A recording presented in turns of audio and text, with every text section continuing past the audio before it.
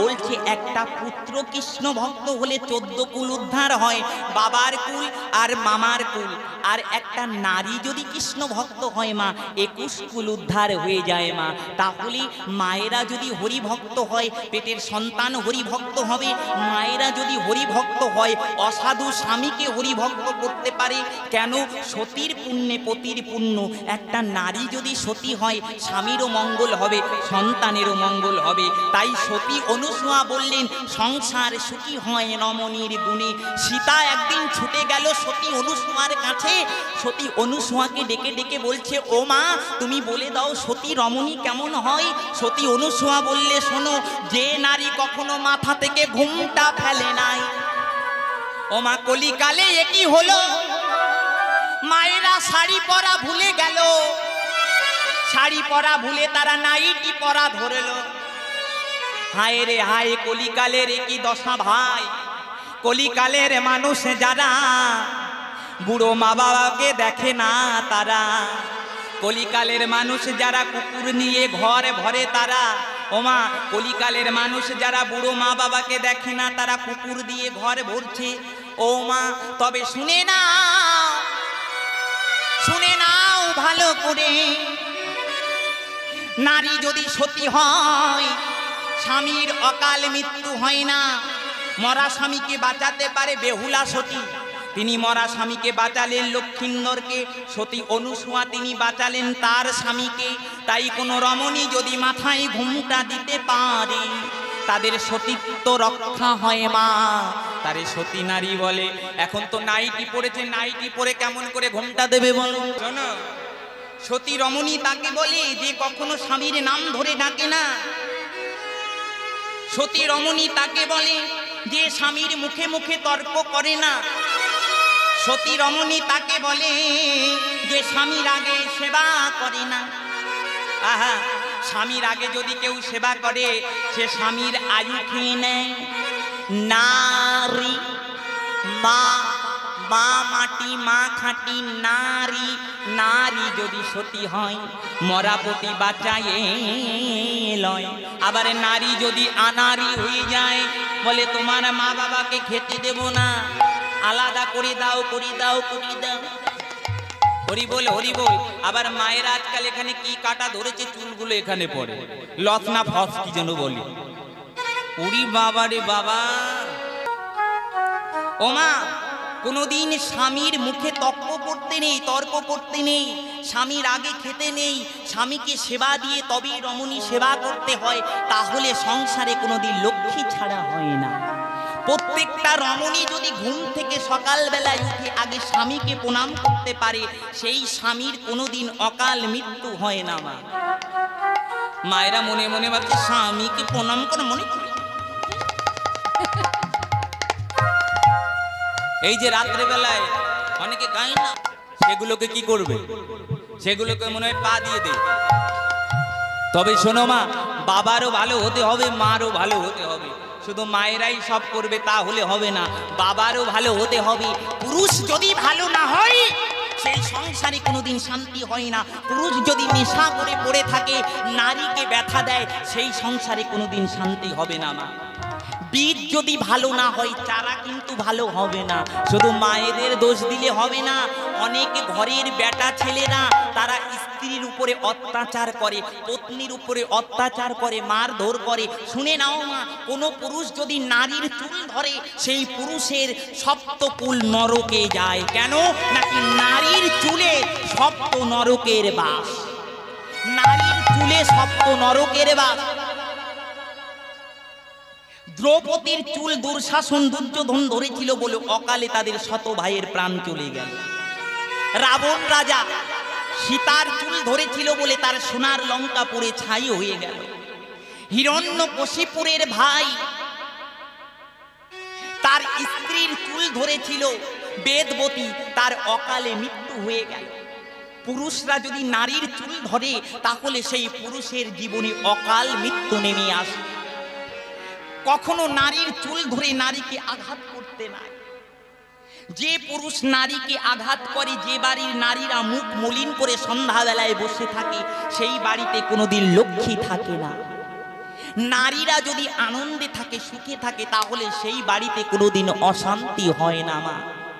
শুনে নাও মায়েরা, আমরা মা কালী, মা দুর্গার কাছে গিয়ে বলি, মা আমাকে এত দুঃখ এত কষ্ট দিচ্ছ কেন, আমার অভাব ছাড়াচ্ছে না।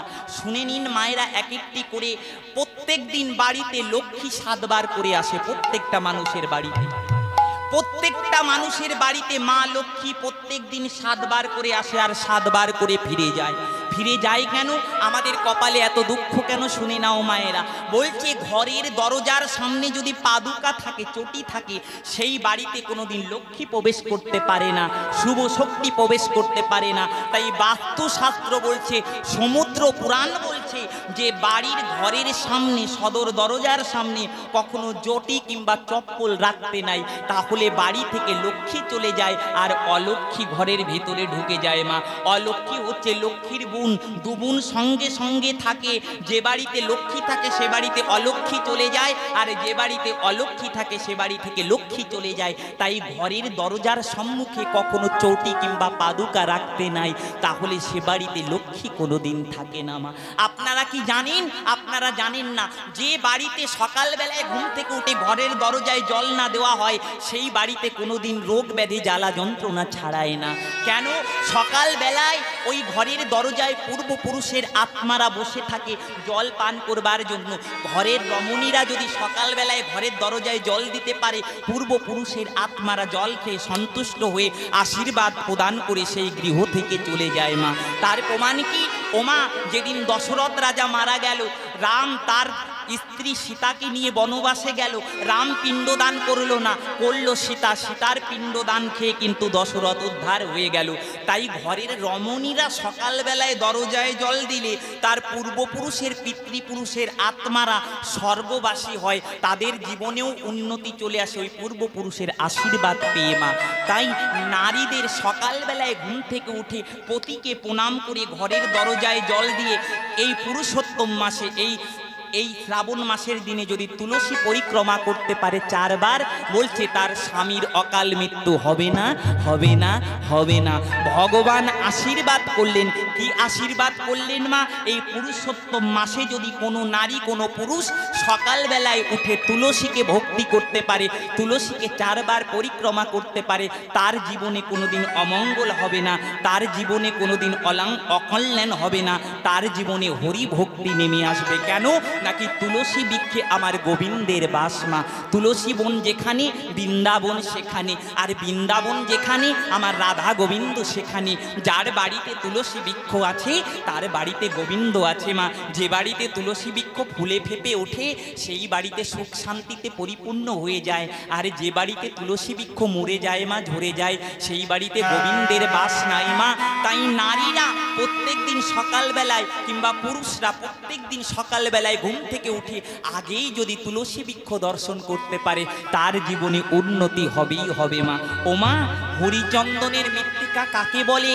এই শ্রাবণ মাসের দিনে মরা তুলসী গাছ চন্দন পাতায় ঘষে সেই চন্দন যদি কপালে লাগাতে পারো, তোমাকে কোনোদিন সর্পঘাত করবে না, তোমার মাথায় বাজ পড়বে না, তোমার অকাল মৃত্যু হবে না, তোমার অ্যাক্সিডেন্ট হবে না।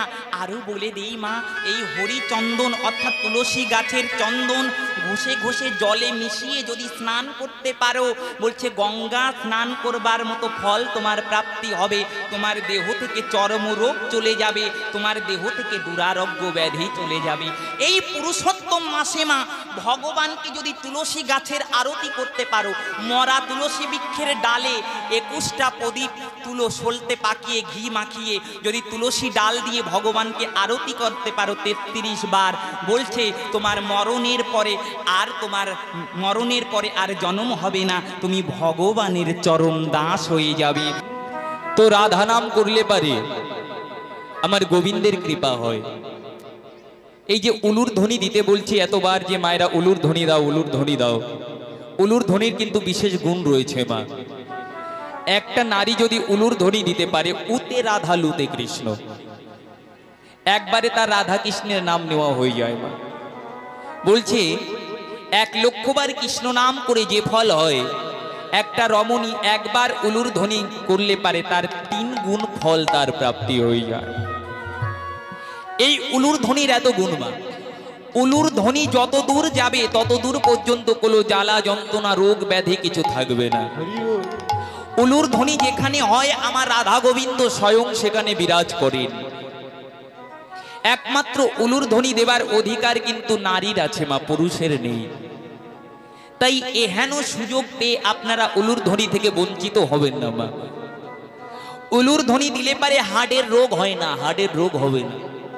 সকালবেলায় ঘুম থেকে উঠে যদি রমণীরা পূর্ব দিকে মুখ করে 3 বার উলুর ধ্বনি দিতে পারে, তার সংসারে তো উন্নতি হবেই।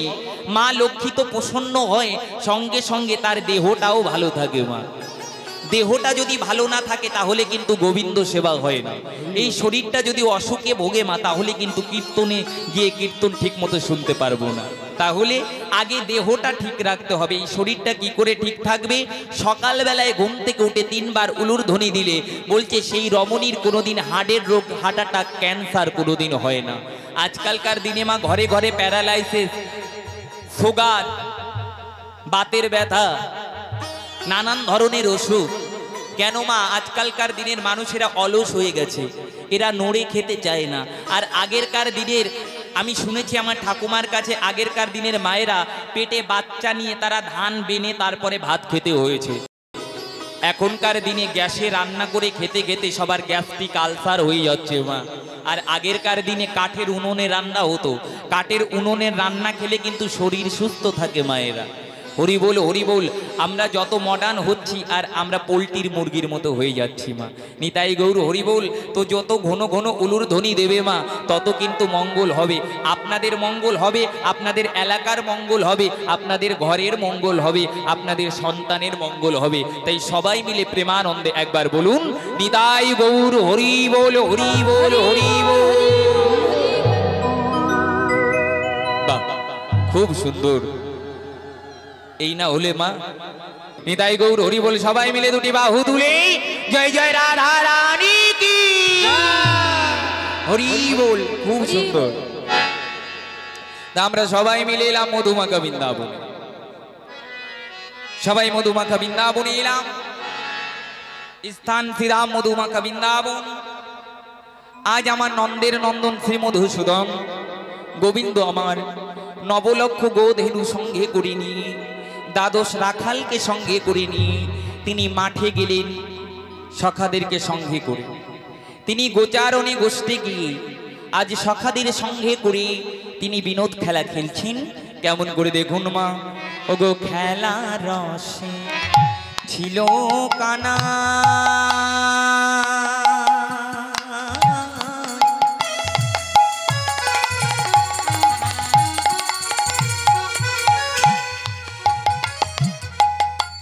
সুবলেরো সুবলেরো সনে ওগো খেলা রসে ছিল কানা,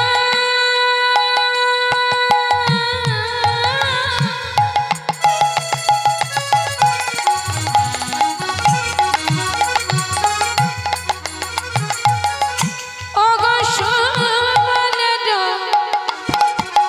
সুবলেরো সনে।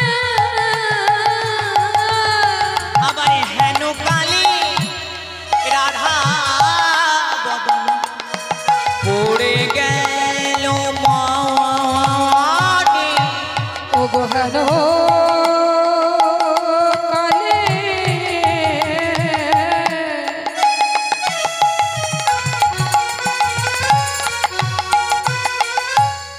রাধা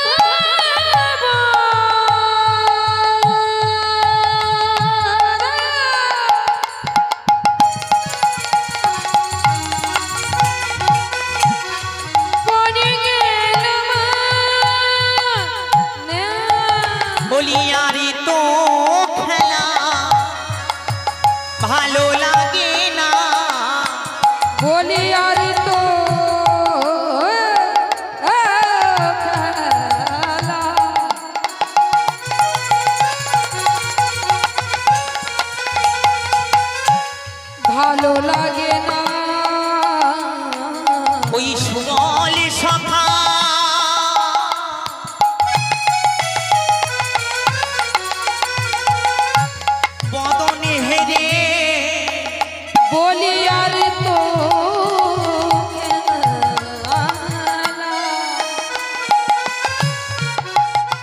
ভালো লাগে না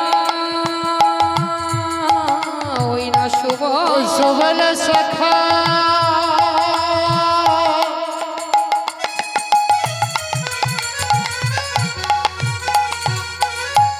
বদন হেরে আর তো খেলা ভালো লাগে না ওই সুবলি সখা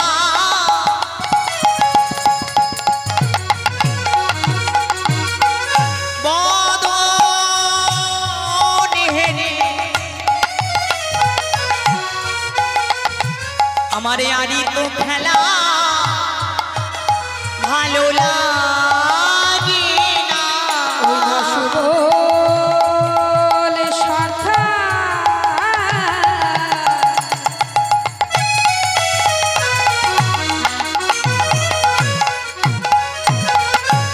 বদনে হেরে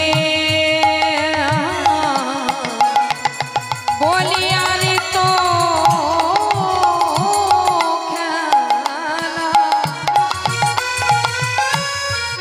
ভালো লাগে না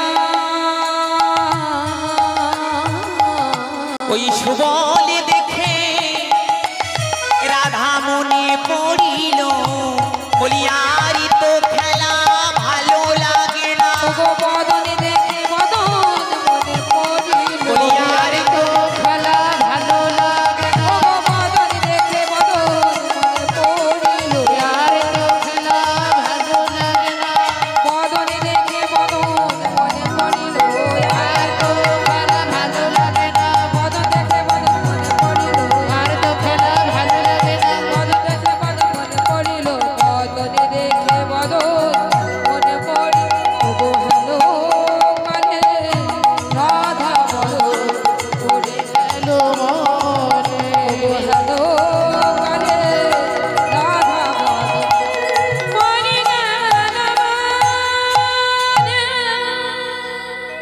গোবিন্দ আমার সখাদেরকে সঙ্গে করে নিয়ে তিনি বিনোদ খেলা খেলছে ওগো খেলো তো আমার নব ঘন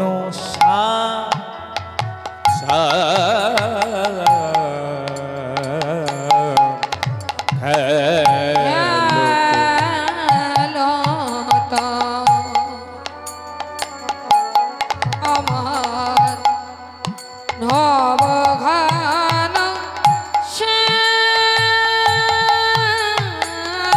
শ্যাম ঘন ওগো খেলো তো নব ঘন ঘন শ্যাম খেল তো নবঘন শ্যাম আমার ঘন খেল তো নবঘন শ্যাম সঙ্গে সুবন সখা লয়ে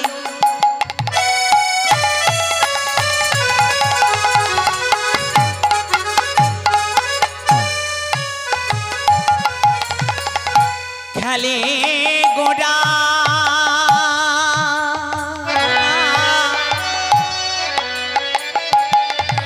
গলায় ধরে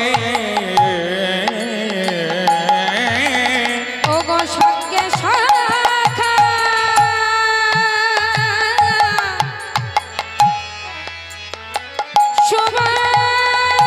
সুবল রায়া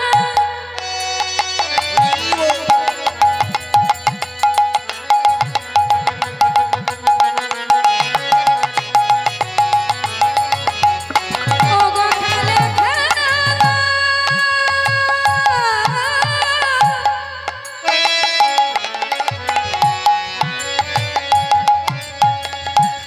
বলাই হলো ধাজা